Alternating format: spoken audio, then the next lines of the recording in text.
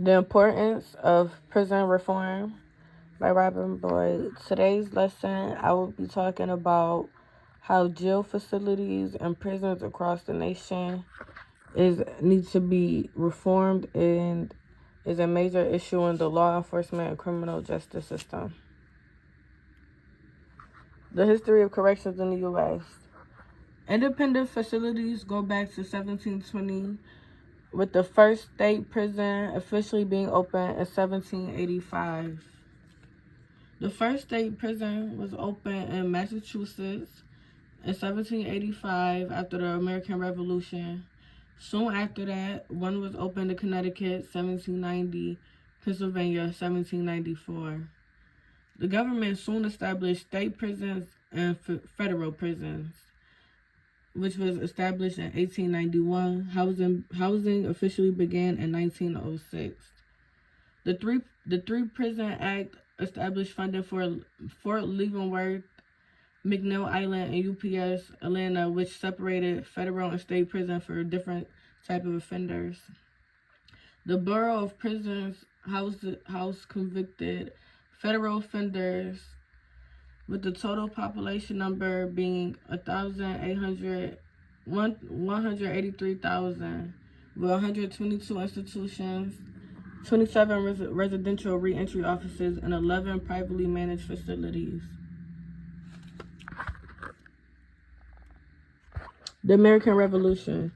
The American Revolution plays a role in how states began to have their own prisons due to the U.S. win against Britain.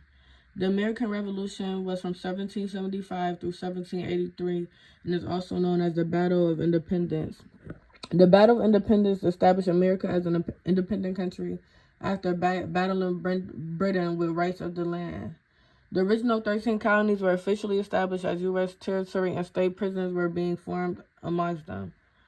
The original 13 colonies are Virginia, Massachusetts, New Hampshire, New York, Maryland, Connecticut, Rhode Island, Delaware, North Carolina, New Jersey, South Carolina, Pennsylvania, and Georgia. The first three colony states to have state prisons were Connecticut, Pennsylvania, and Massachusetts.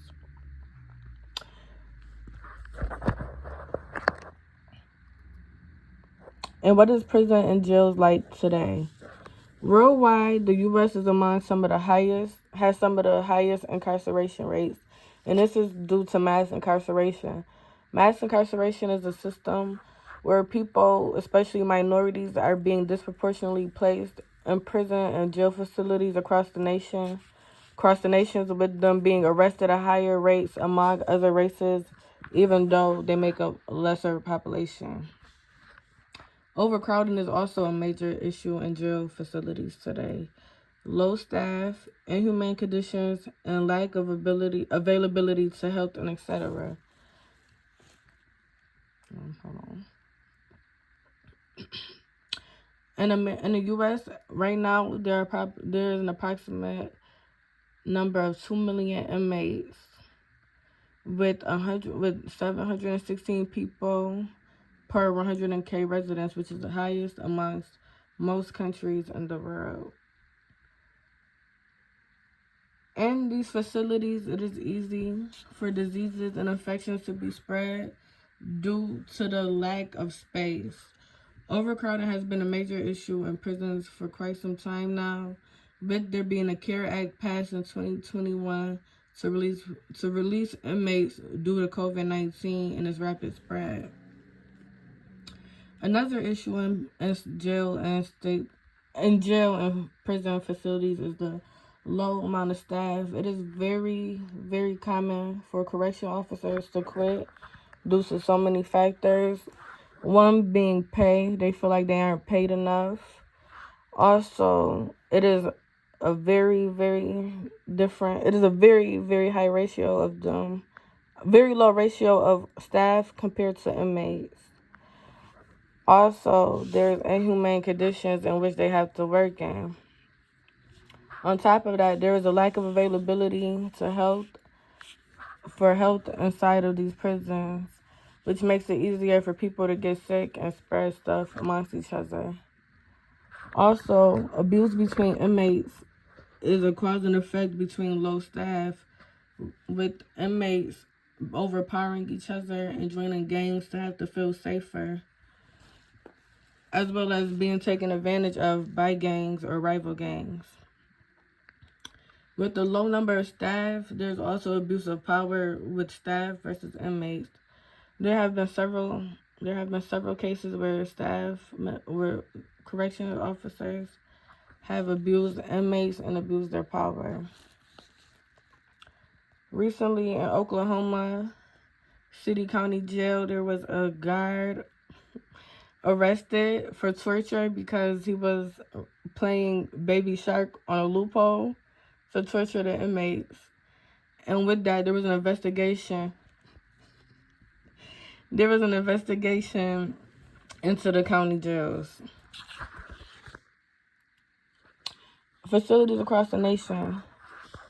There is 1,566 state prisons, 98 federal prisons, 3,116 local jails, 1,323 juvenile correctional facilities, 181 immigration detention facilities. Amongst these are also other places where people who have committed crimes can be kept, such as psychiatric hospitals, military prisons, and civil commitment centers. It is important to keep different offenders of different levels separated from each other and in different facilities. In this chart, you kind of get like a better scope of how many inmates there are in the U.S. and as far also what their convictions may have been. In jail, there's approximately 619,000 inmates. Held by local authorities, there's about 514,000. Held by other agencies, about 104,000. That makes up to 619,000 that's in jail overall.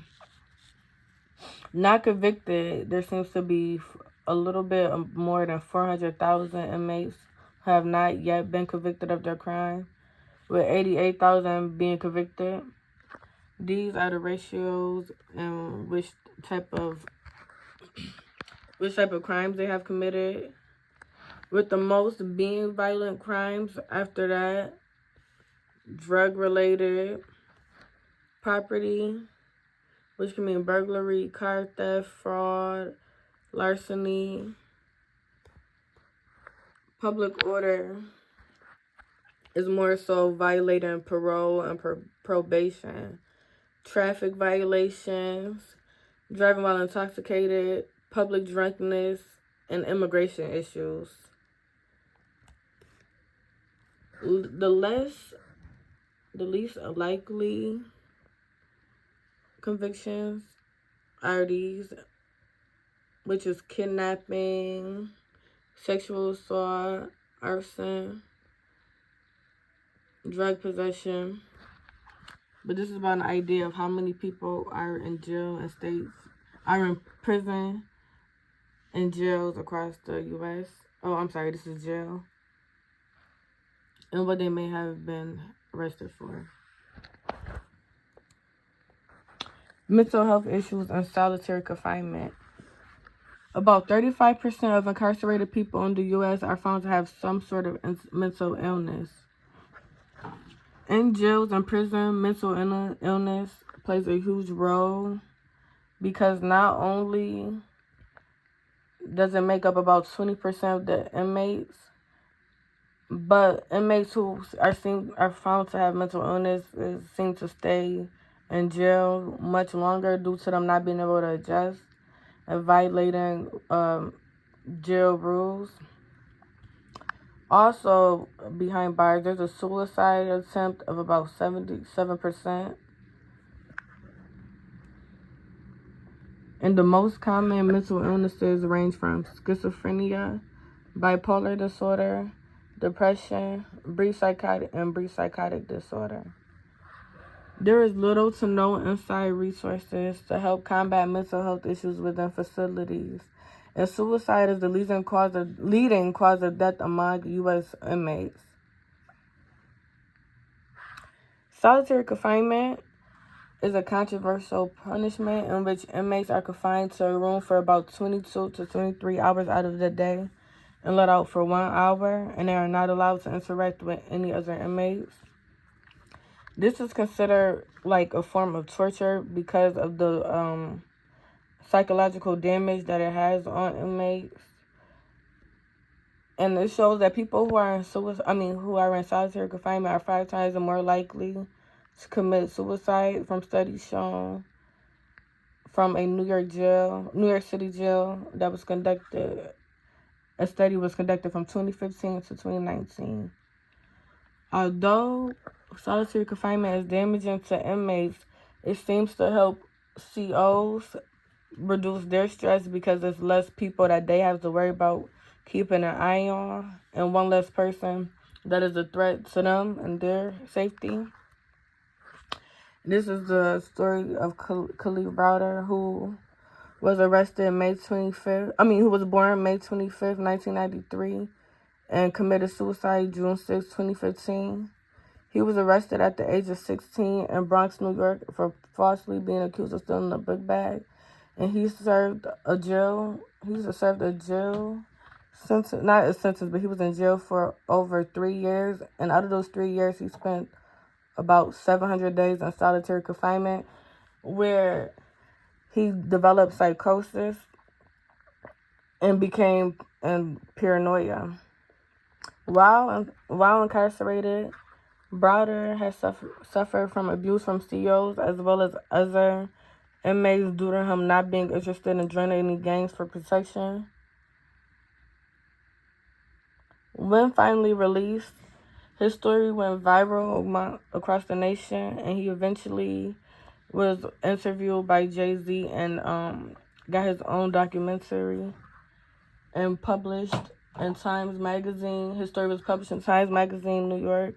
Sadly, he committed suicide soon after his release due to fear of being locked up again when he got in trouble for fighting someone in his neighborhood. How to improve these conditions? There's several ways to begin reforming these facilities, with decarceration being number one. It needs to be more ways to help combat things without locking everybody up and throwing them away.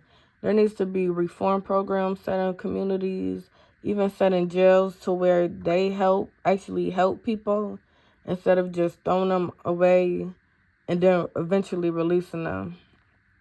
Mental health also needs to be considered as a factor in this.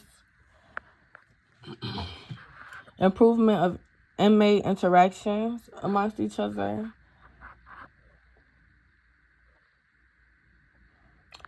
Although overcrowding has been an issue due to the COVID-19 CARE Act, there has been a reduction of inmates with, as of 2019, 1.4 million people being incarcerated, where there was usually 2 million at a time. Also, mass incarceration needs to be taken more seriously and looked into. And transforming President Act to permit states to provide funds. And there is currently an act that is under look, the Transforming Prisons Act, which will permit states to provide funds for innovative programs to improve prison conditions for staff and inmates. Not only will inmates be of benefit from this program, but also staff, so they can help each other. And this is my works cited, and that's all I have.